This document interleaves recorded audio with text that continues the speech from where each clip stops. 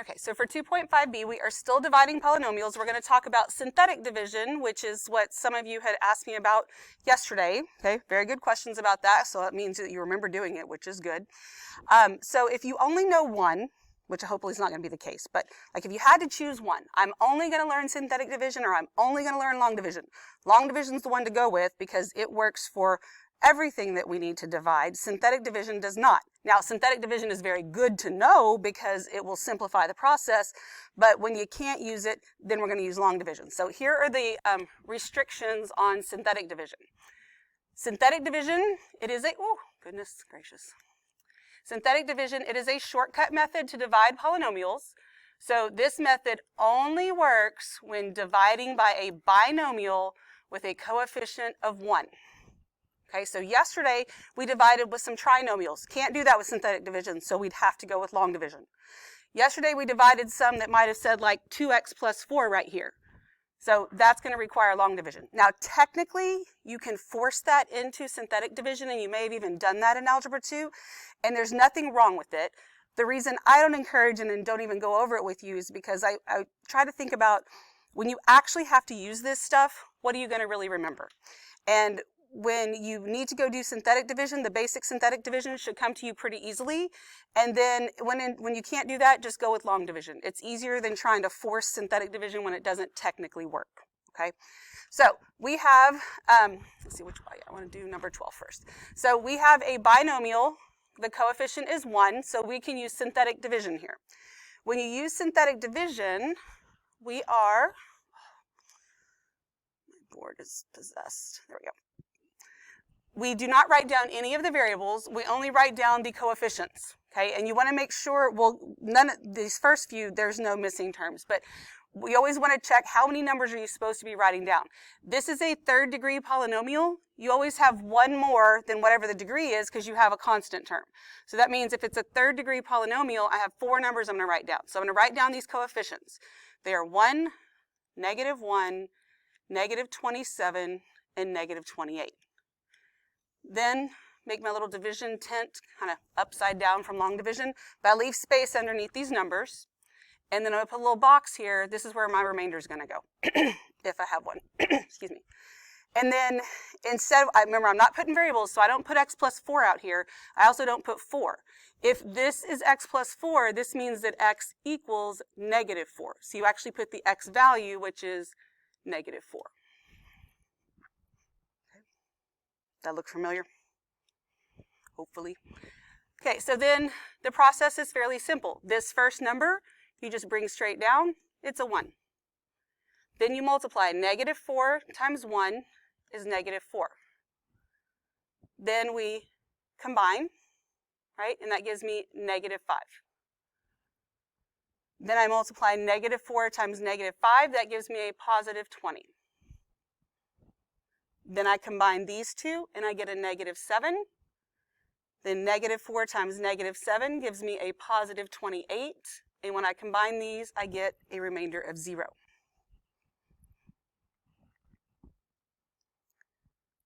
So this is what I have after synthetic division, but I have to actually put it back into a polynomial. Now, there are 3 numbers written here. Right? But that means that it is a second degree polynomial. Plus it was, think about it this way, it was a third, we divided an x out, so I only got 2 of them left. So my answer is, these are the coefficients, x squared minus 5x minus 7. There you go.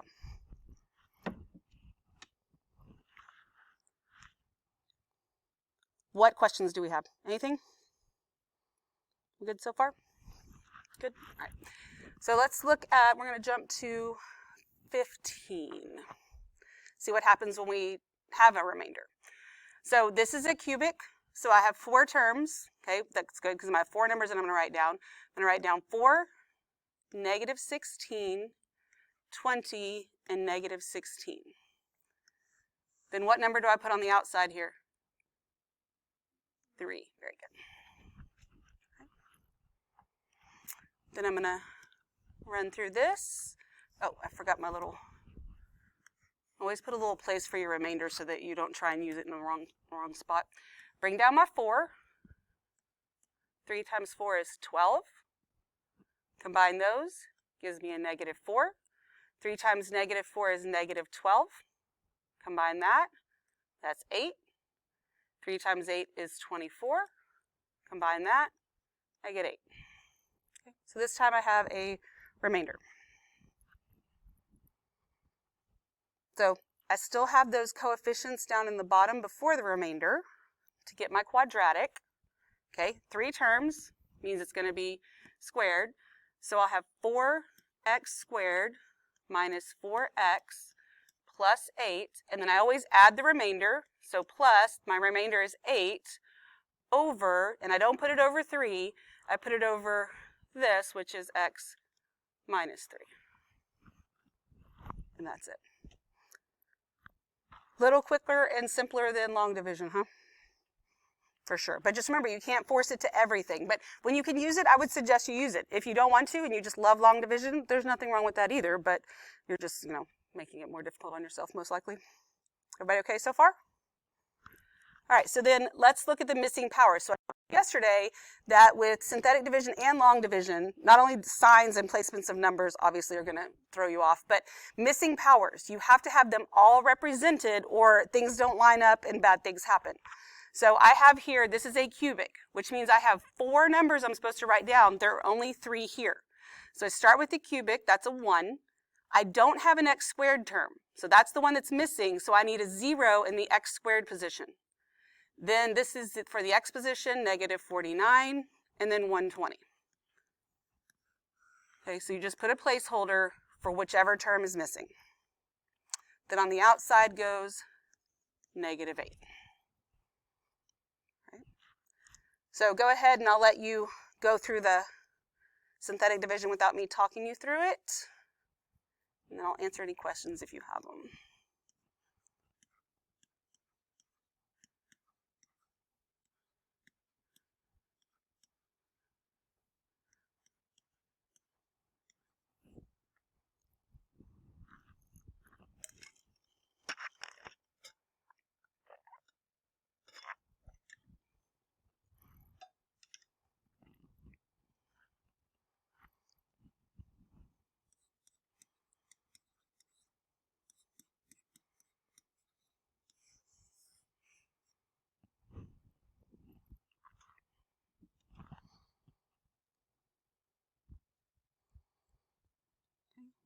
What questions do we have? Anything?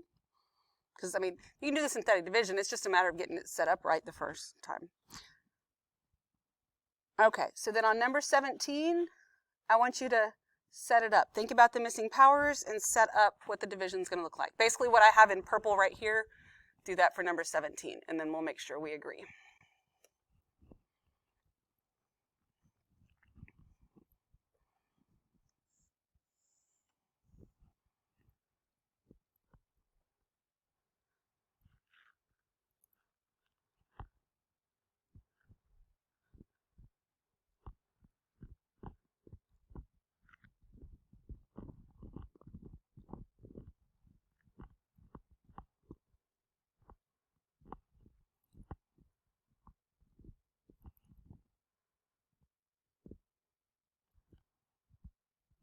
Okay, since it is a 4th degree, how many numbers do I have to write down? 5. Okay, so I have to start with the x to the 4th, so that's just a 1.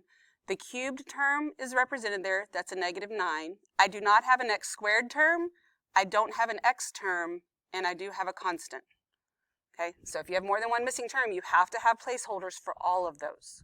Okay, then on the outside goes 9, put a little place for my remainder, then go ahead and run through the synthetic division. So always ask yourself that, how many numbers am I supposed to write down? So, because if you mess up from the beginning, it just makes everything a hot mess.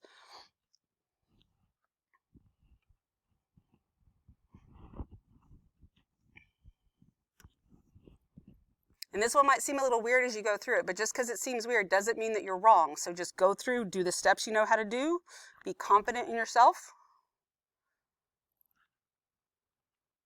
Because weird things will definitely happen in a lot of stuff that we do.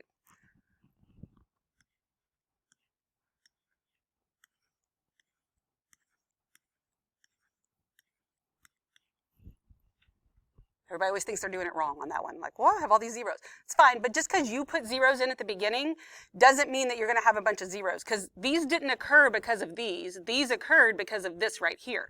So here I put in a 0 and nothing weird happened. So that's not, don't connect those together.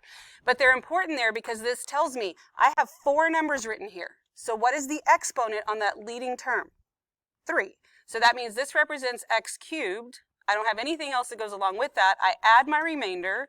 It's plus a negative 1 over x minus 9.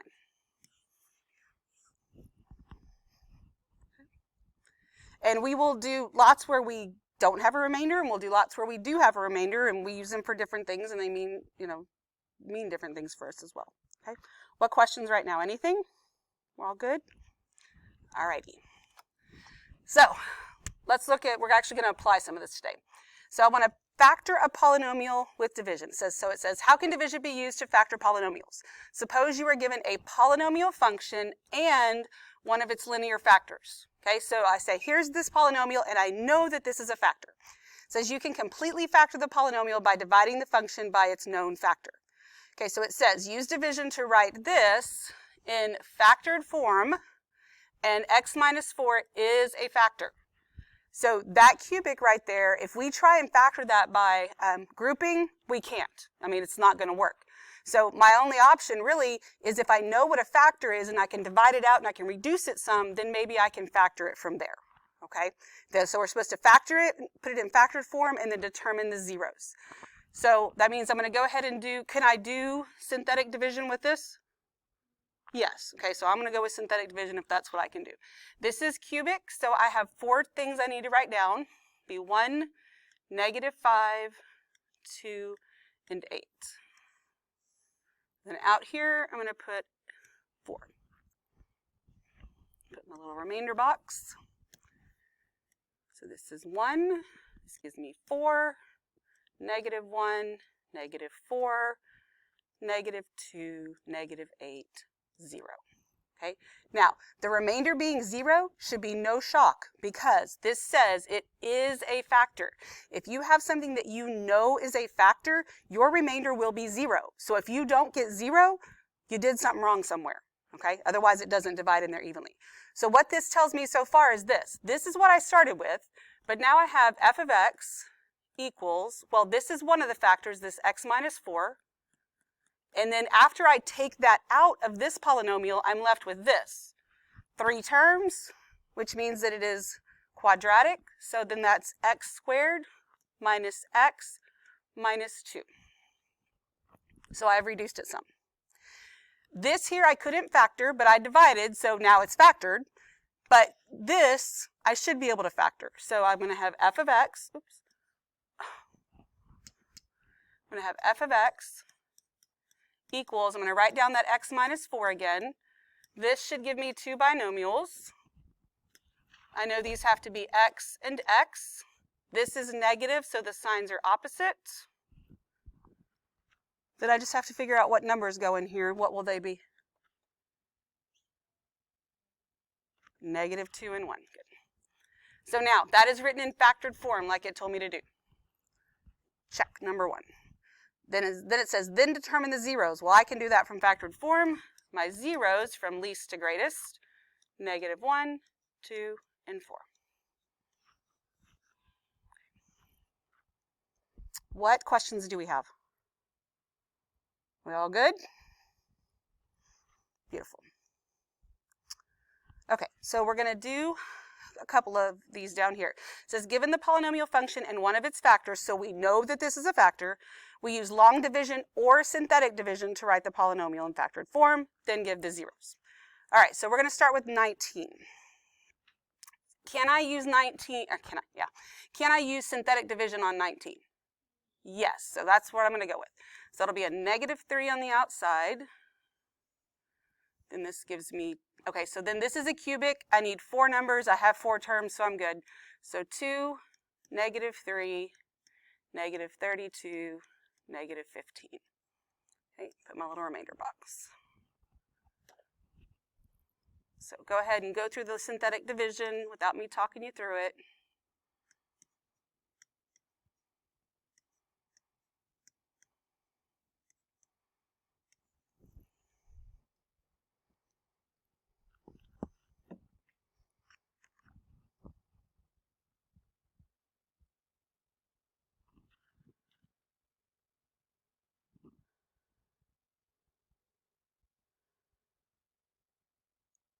Corey, do you need to borrow a stylus? I know, but do you need one though? Okay. I just noticed you were writing with your finger, which is fine. I mean, I don't care. I just know it frustrates y'all sometimes. The rest of y'all good? Okay, so I've got is everybody okay? We got this far? And we expect our remainder should be 0, right? So we have f of x equals, so we get this x plus 3, and then 3 terms, so this is quadratic, x squared. Oh my God, I did that again. It's 2x squared. I did that same thing last period. Hang on. All right. 2x squared minus 9x minus 5. Okay. So now I need to factor that second one. So go ahead and do that. However you do it, whether it's grouping would be my suggestion, but do what you can do to get it factored all the way.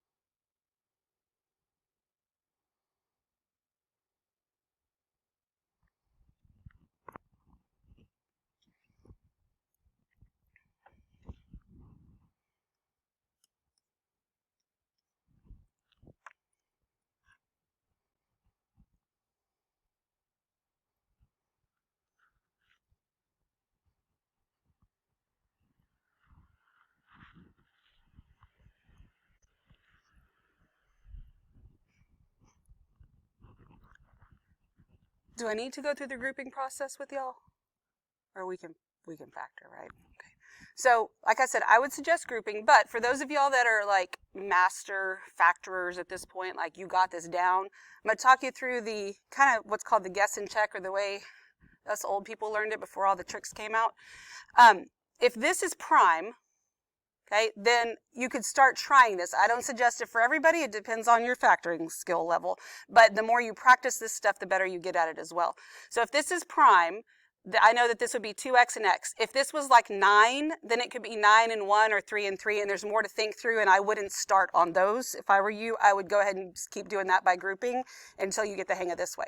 So then I look at this. This is negative, so the signs are opposite. I'm not confident enough to plop them down in here yet because I don't know which is which. But what I do know is that these two numbers here have to multiply to give me negative 5. So it's going to be 5 and 1 or 1 and 5. That's it. Like, I don't have that many choices. So if I think about this, and if I do 1 here and 5 here, then this would give me 5x. This gives me 2x. So it's either going to give me 7 or 3, whether I add or subtract. That's not 9.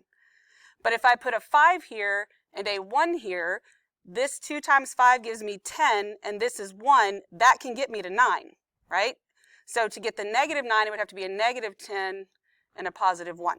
So it's kind of a guess and check, but you have to be confident in your numbers and how numbers work with each other. I'm not saying anybody has to do it that way, but I do feel like there are some of you that could start thinking through it. Grouping is definitely just safer. If you want to stay the safe route, I'm fine with that too. Just throwing some things out there. All right, but did we all get here in some form or fashion? Awesome. So we have it completely factored, which was part of what it said, and then I have to find my zeros. So my smallest one's going to be negative 3, then negative 1/2, then 5. Okay. Everybody okay with all that? All right, good deal. So let's look at 20. Can I use synthetic division on 20? No. Okay, so it says use synthetic division or long division, so we're going to do long division. We went over it yesterday, so we should be able to handle it. I'm going to have 2x plus 5 on the outside. On the inside, I have, this is cubic, so I should have 4 terms, and I've got that, so I'm good. So 6x cubed plus x squared minus 27x plus 20. Then I'll let you go ahead and do the division. Should be fresh on your minds.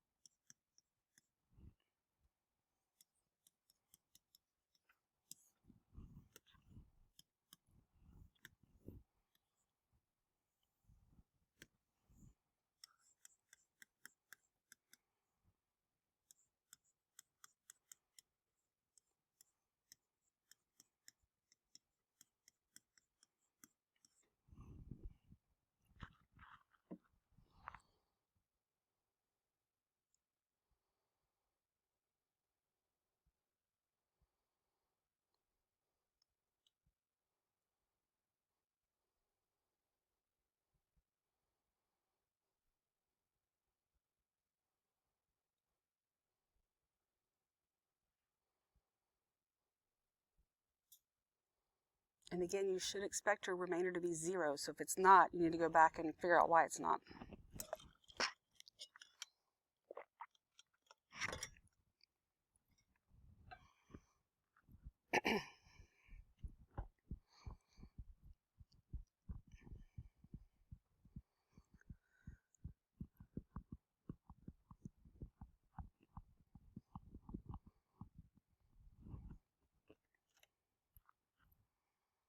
And go ahead and get it factored all the way as well.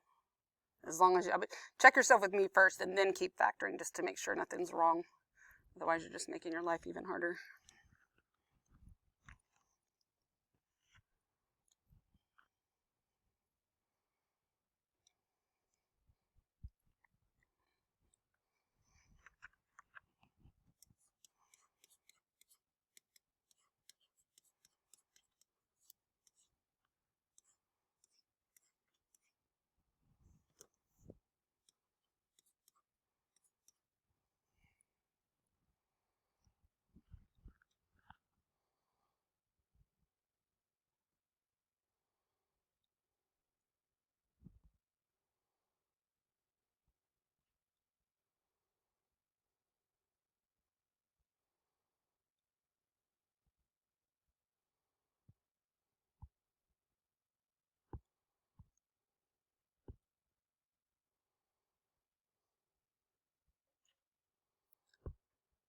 Okay, then I'm going to talk you through the guess and check way, just because I think some of you could benefit from it.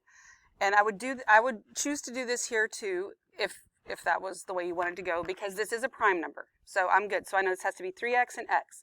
Then, in addition to that, since this is positive, these two signs have to be the same.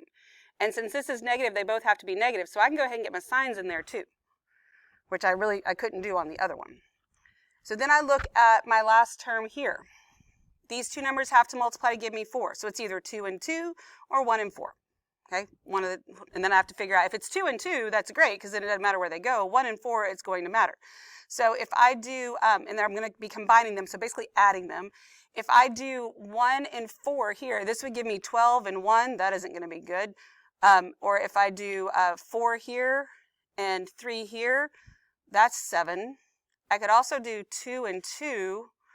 And that would give me 6 and 2, that's 8. So I like the 4 and the 1 better. So I'll put the 4 here and the 1 here.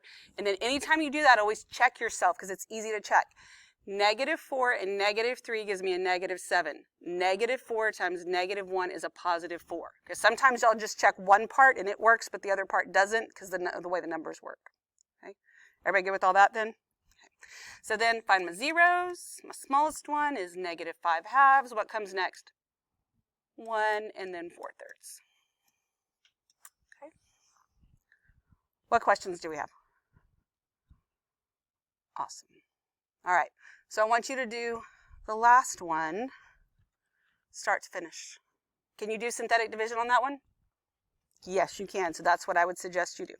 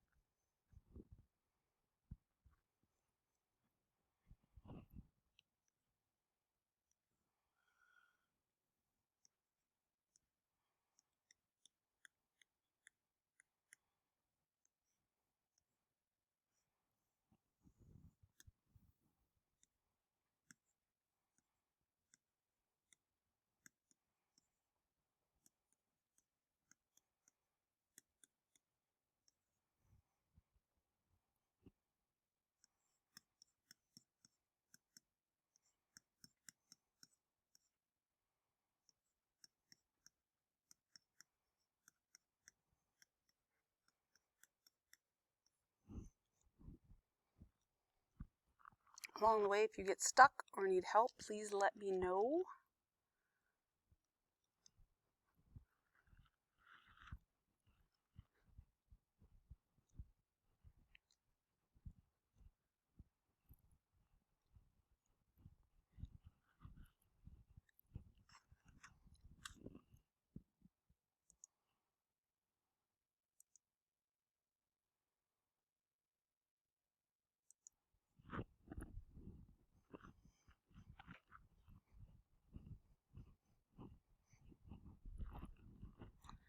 so remember, we know that this is a factor, so we're not going to have a remainder. Okay, so then that shows, so, got to go back and figure, what did we do wrong here? You didn't write a number there. No, I had 3 Oh. and then I erased it. Oh. I put 8 instead of 9. It is 8, sweetheart. Yeah. Okay. There you go. Oh, you put 9 instead of 8. Okay, so I was like, it is 8.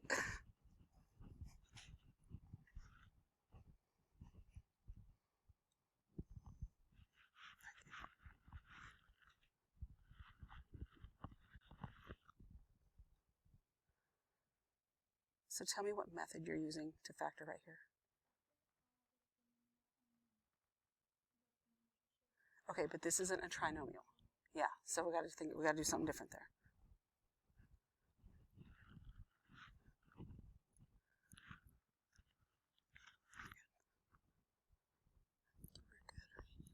Okay, good.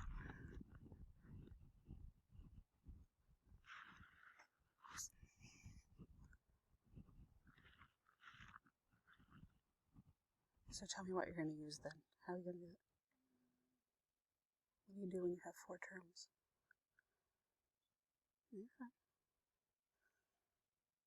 Because you're not going to be able to do like the box or anything else. So what do we do when we have 4 terms? Because when you take a trinomial and you break it up to get 4 terms, so you can use grouping. So if that's where you are, then you use grouping there. Very good.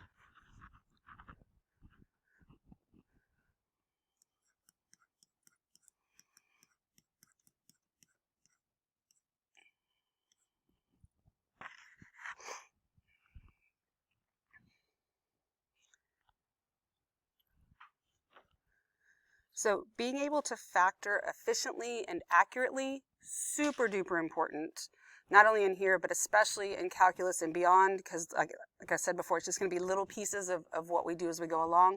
So even with grouping, which is how I'm going to have to factor that cubic right there, you can get to a point. I'm not saying anybody has to go this route right now, but some of you may be there. It's still a little dangerous sometimes just because more careless mistakes can happen. But if you understand how grouping works and you know it's going to work, then you can kind of skip that in between step too. So if I look at these two, out of these two, I'm factoring out an x squared, right? And when I do that, that's going to leave me with 2x plus 3. So this is 2x plus 3 over here. So when I factor over here, I'm going to factor out a negative 4, and that'll leave me with 2x plus 3, so that negative 4 goes right there. Okay, does that make sense? But again, don't rush to that. Shortcuts are great for some things, but it's always better to be safe than sorry, because especially when you get good at grouping or anything like that, it goes quickly anyway, so it's fine. But I'm just saying that it is okay to skip those steps if you truly understand it. But you know better than I do if you truly get it or not, so don't rush yourself on that. But then can I factor this even more? Yes, I can. So this becomes x minus 1 times x plus 2 times x minus 2 times 2x plus 3. Now I saw somebody when I was walking around, when they wrote this down, they wrote the cubic first and this second. Totally fine, doesn't matter. These could be in a different order, totally fine, doesn't matter. Because in the end you put your zeros, least to greatest, and really, when you have the plus or minus, then the least or greatest isn't quite as important. I usually put my plus or minuses first, just because, make sure I take care of them. So this would be plus or minus 2, and then negative 3 halves, and then 1. Because who's to say what comes first, the positive or the negative, right? And then that's what I have. So if you have those in a different order, it is okay on this one. Right. What questions do we have? Anything? You do not. You do not have to put the plus or minus 2. There gets to a point, it's actually one of the lessons I think we're not going to end up doing this year, but if you have like a laundry list of stuff and there's a lot of doubles, then you may want to, but you totally don't have to. It's up to you. Okay, that's a good question. Anything else? Awesome. So then you have time to work on your delta math, whether it's what's due today, due tomorrow, due the next day, whatever. Just let me know if you have questions on any of it, and so I can help you. David, do you have any questions, sweetheart? Okay, awesome. You're still welcome to hang around in case one comes up.